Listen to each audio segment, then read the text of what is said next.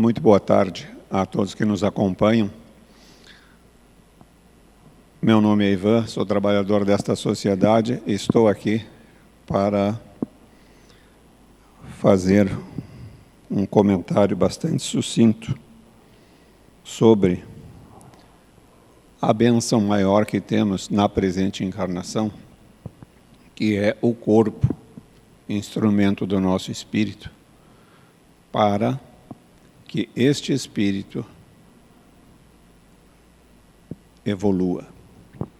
Iniciamos nossa tarefa com uma prece, agradecendo ao Senhor da vida pela vida que temos, independente do grau de felicidade que possamos desfrutar, independente das mazelas que podemos viver, porque sabemos que a felicidade neste planeta não é uma constante na vida de cada um de nós, e nem as mazelas constituem um dia a dia que durará toda a nossa encarnação, pelo menos para a maioria de nós. Agradecendo a Jesus pela sua mensagem que nos chega através dos Evangelhos, agradecendo ao Dr. Bezerra de Menezes a possibilidade de estarmos aqui e a acolhida nesta casa, desejamos a todos muita luz, muita paz. Que assim seja.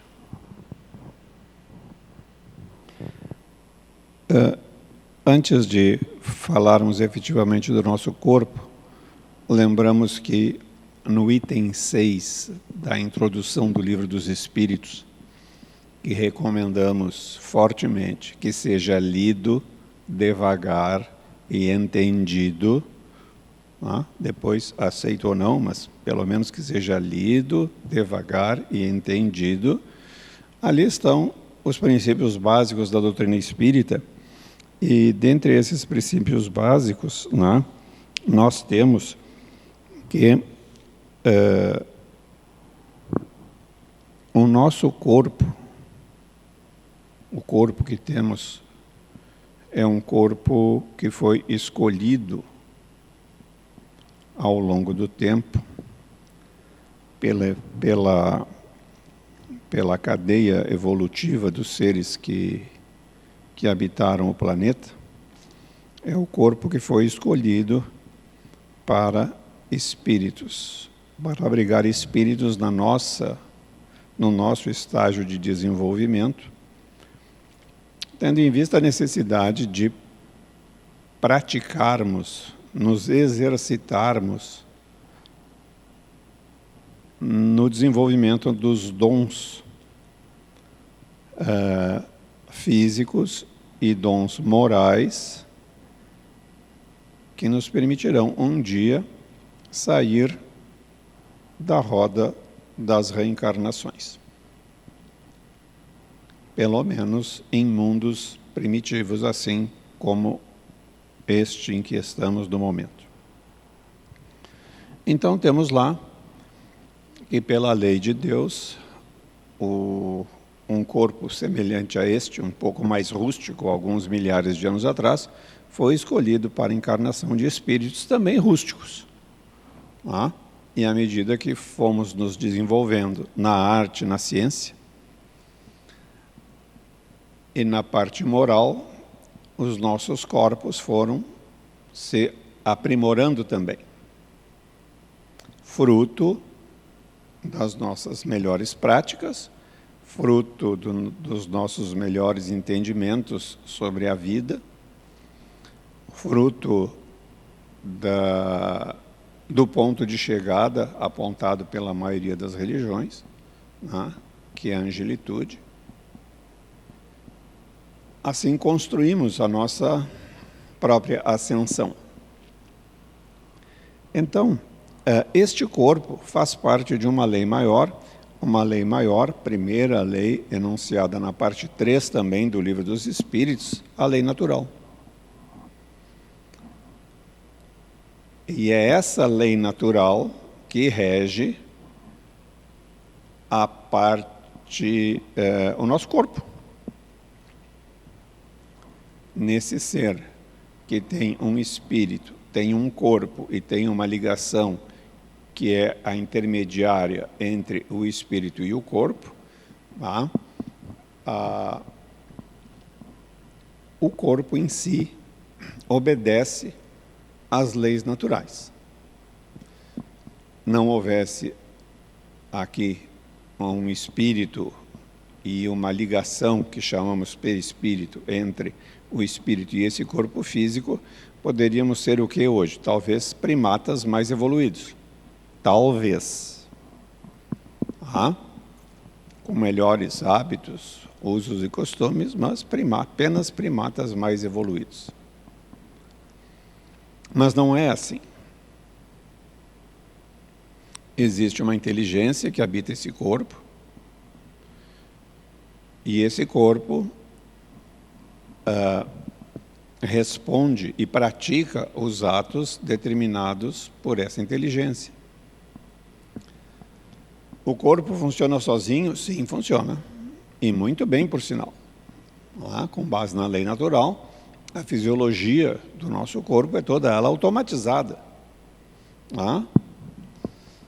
Pulmões funcionam, inspiram o ar, expiram o ar. O coração pulsa, sístoles, diástoles, sístoles, diástoles. O sangue circula, os rins filtram o sangue, o fígado ajuda a filtrar o sangue também, o estômago faz a digestão, a excreção se processa normalmente. Essa é a parte física do nosso corpo, as funções básicas. Funciona sem espírito? Funciona. E funciona muitas vezes apesar do espírito. Se é um espírito, digamos assim, bastante descuidado com o seu instrumento de evolução no planeta, este instrumento passa por maus bocados, em função das decisões equivocadas da inteligência que o maneja.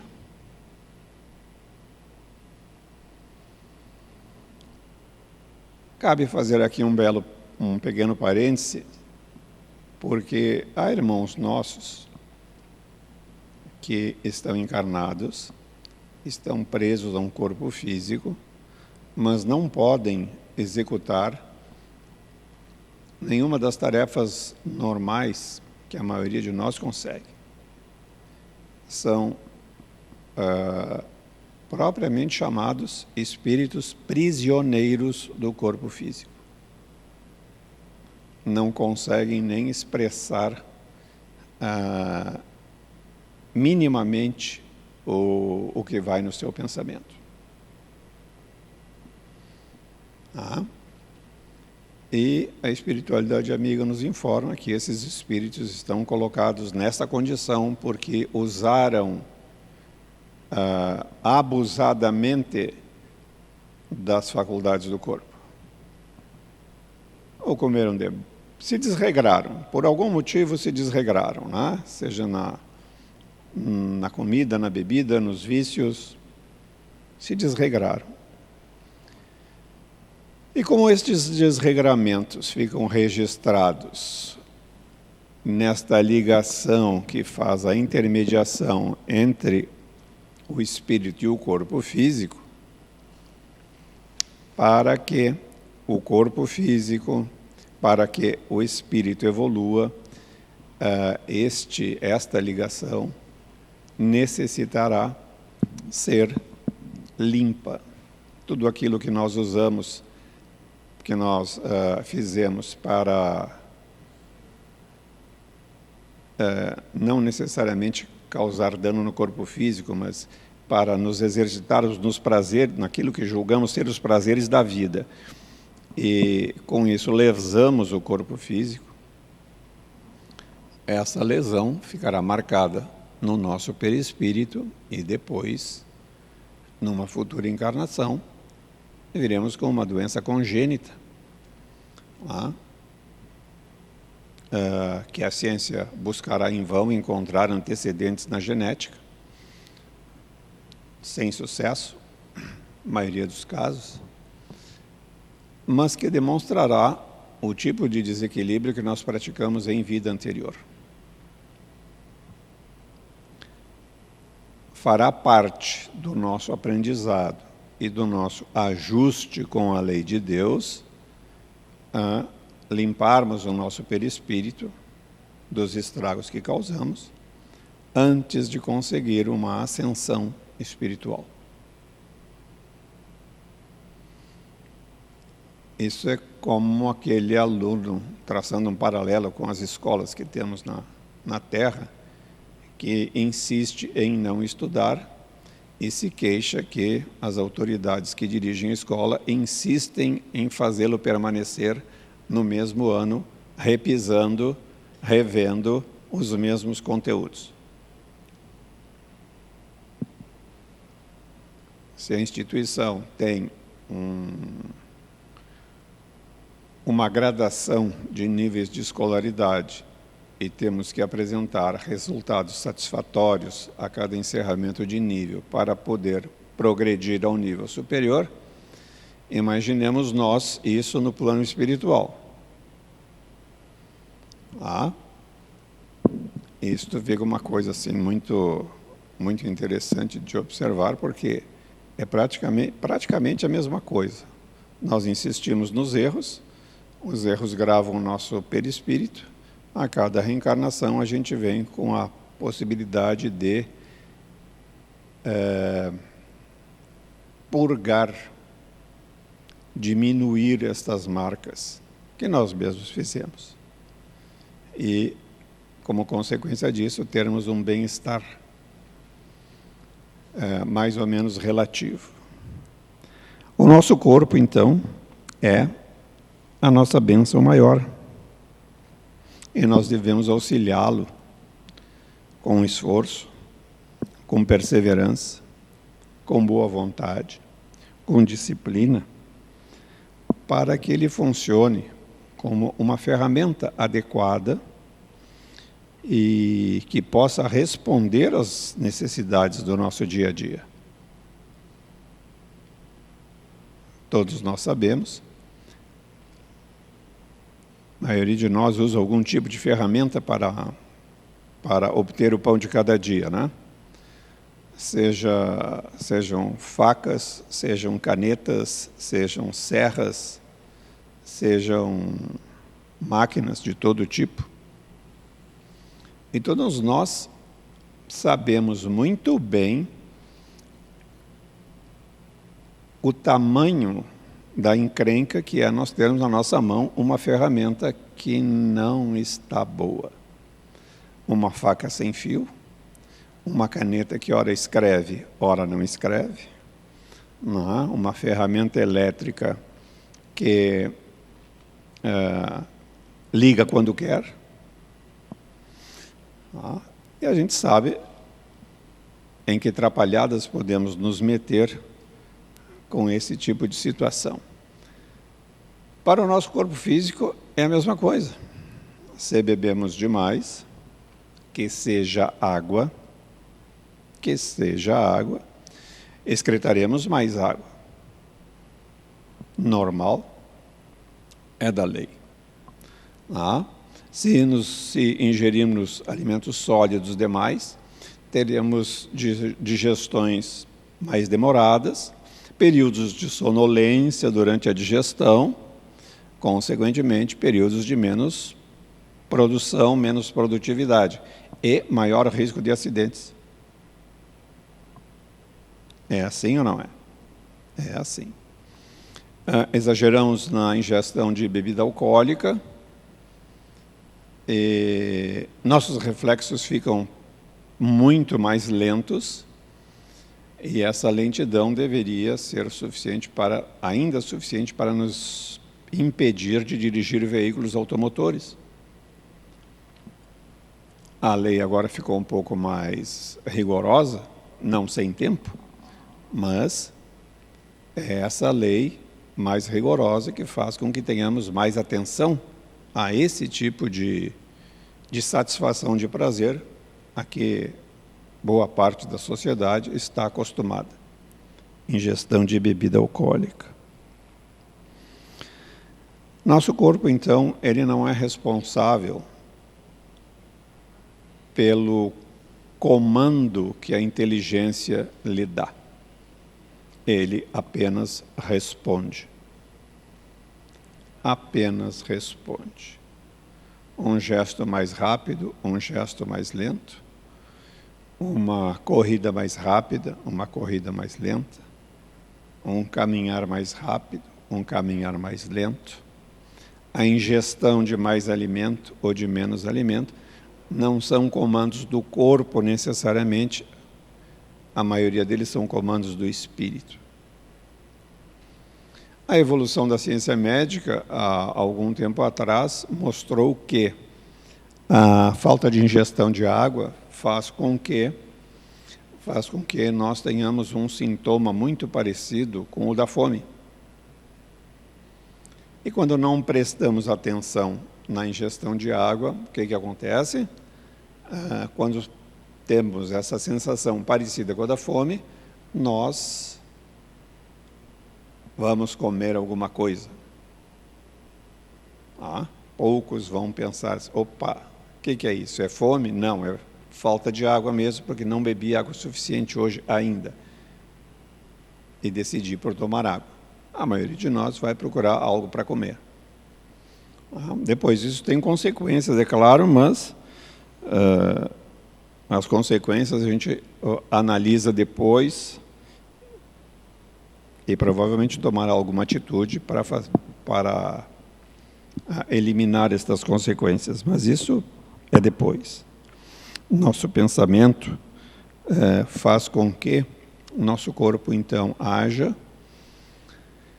e aquilo que está gravado em nós, neste funcionamento biológico fantástico, reage na forma possível. Por quê?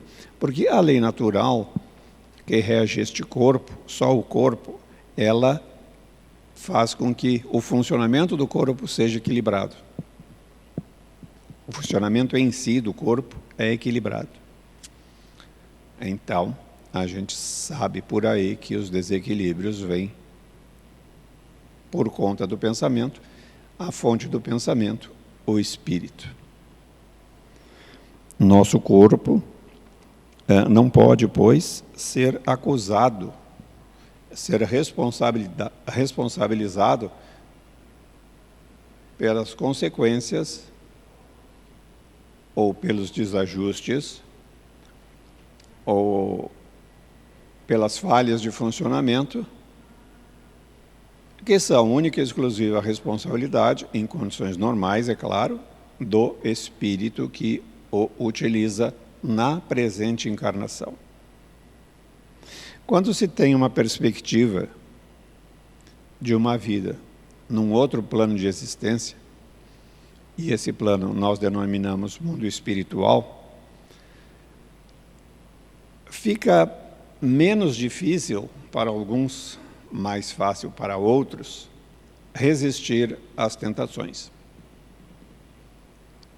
Resistir à gula, resistir à sede, por ingestão de outras coisas que não água, resistir aos vícios em geral, socialmente aceitos ou não. E essa perspectiva,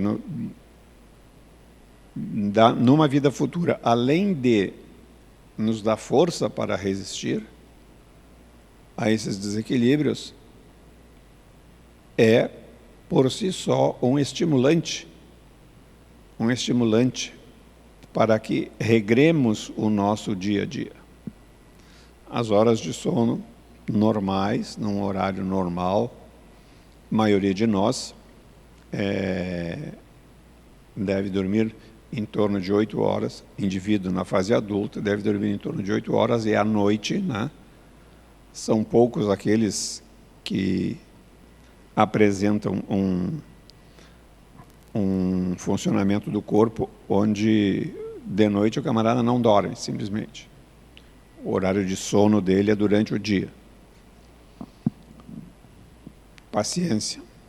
Há que buscar uma profissão em que seja possível compatibilizar o ciclo do organismo, né, com o ciclo do sono, principalmente, e a jornada de trabalho. Nosso corpo é uma caneta preciosa, porque através deste corpo nós podemos escrever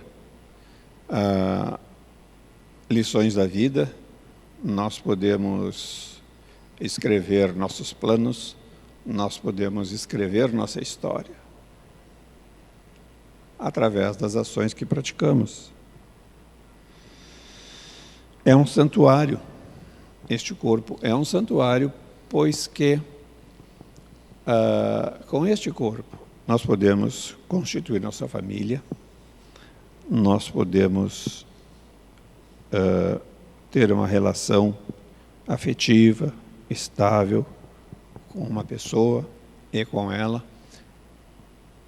tudo correndo bem, constituirmos família, filhos, nossa descendência, quando isso é desejado por ambos. Então nós temos que considerar necessariamente que o corpo retrata a inteligência do seu dono. Dono não, do seu dirigente na presente encarnação. Somos nós, espíritos encarnados, que somos responsáveis por aquilo que acontece ao corpo. Somos responsáveis pelo excesso de fadiga, principalmente quando essa fadiga é intencional, e tem um objetivo que seria dispensável de ser atingido em função das consequências que esta sobrecarga trará ao corpo.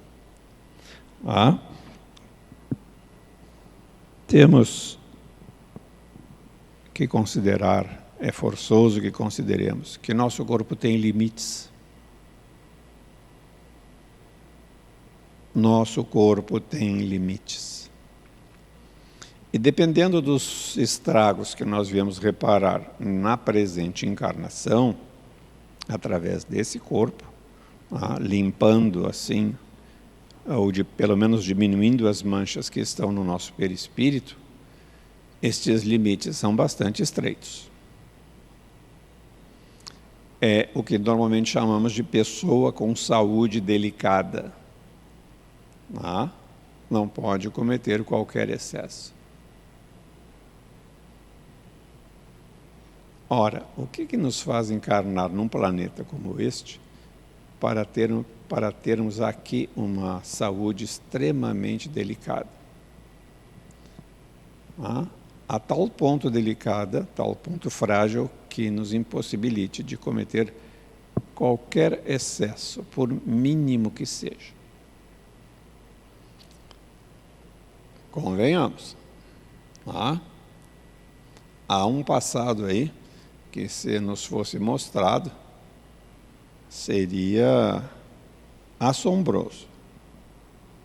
Mas, enfim, como temos que nos reajustar com a lei, em função dos desequilíbrios que geraram consequências nocivas para nós e normalmente para terceiros também, e tudo isso faz parte de um pacote de reequilíbrio com a lei, e ainda a necessidade desse reajuste com a lei para a evolução do nosso espírito, temos então um jogo de causa e consequência. Sempre há uma causa e sempre haverá uma consequência. E se a causa, quando se examinam as consequências, não está na vida presente, certamente ela está numa encarnação anterior.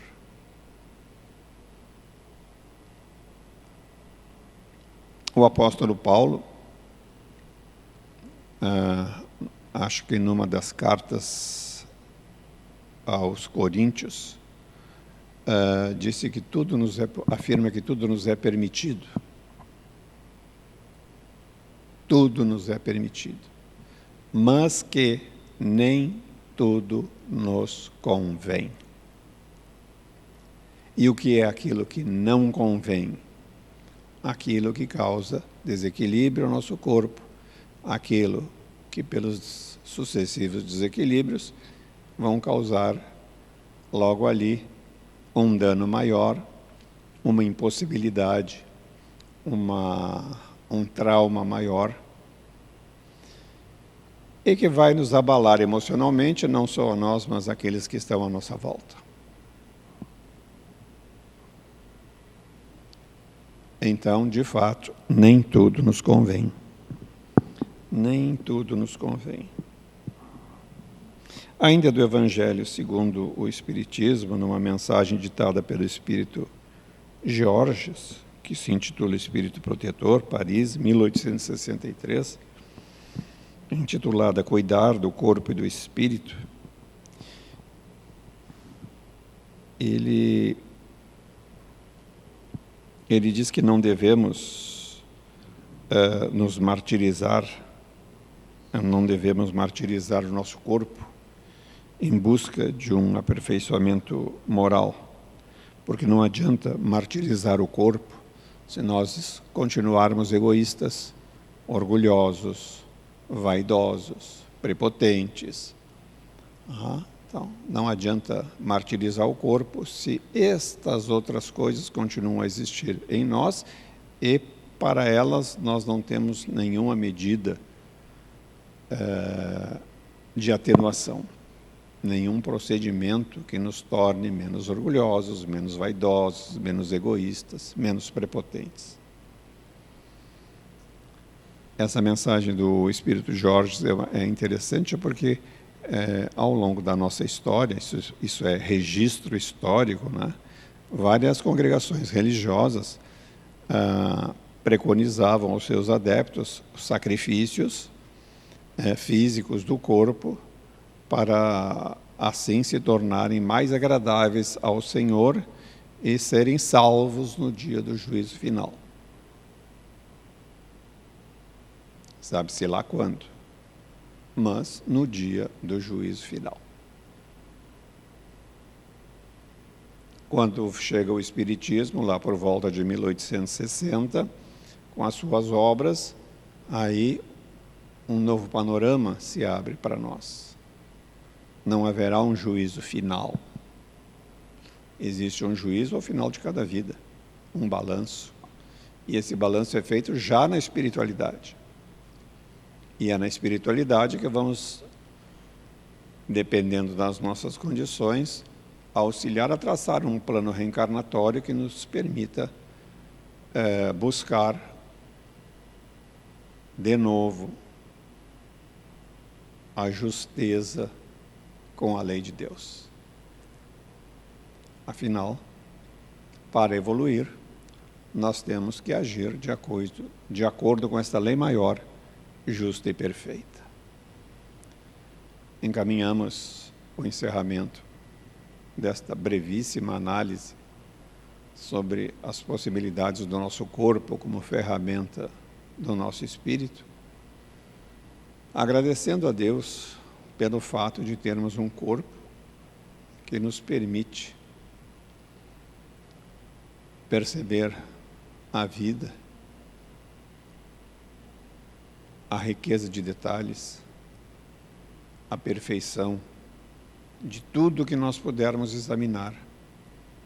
Nem sempre o fazemos, mas em o fazendo, Senhor, Tu nos mostra a maravilha deste mundo, onde nós, espíritos ainda tão imperfeitos, engatinhamos rumo à evolução conforme o ensinamento de Jesus.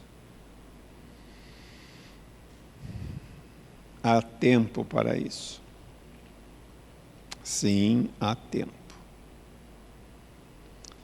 E confiantes na promessa de Jesus de que céus e terras não passarão, até que tudo que ele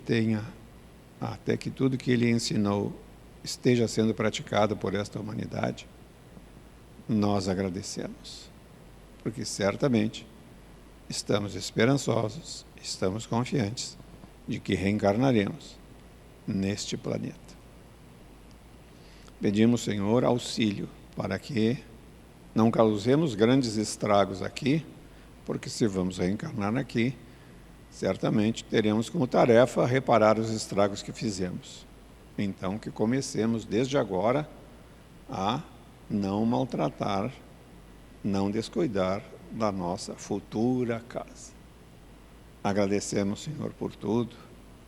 Agradecemos ao Dr. Bezerra de Menezes pela acolhida.